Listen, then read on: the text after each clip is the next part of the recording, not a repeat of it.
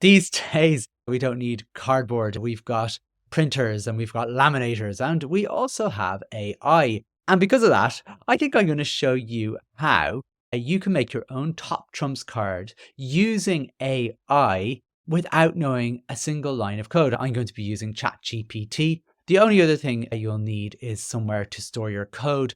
I use Visual Code Studio, but you can use Notepad if you've got Windows, or TextEdit, I imagine would probably work on a Mac.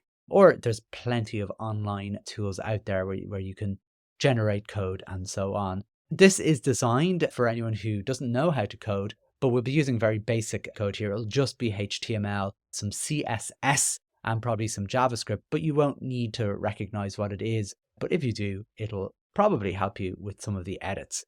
I am going to start off by describing what exactly I want to make. I think when it comes to ChatGPT, particularly now, you can use anything from Claude to Perplexity, but I just use ChatGPT here. I'm using ChatGPT, the O3 Mini. The series apparently is very good for coding. I'm not sure if you can get that for the free version, but I imagine the free version of ChatGPT will do this for you.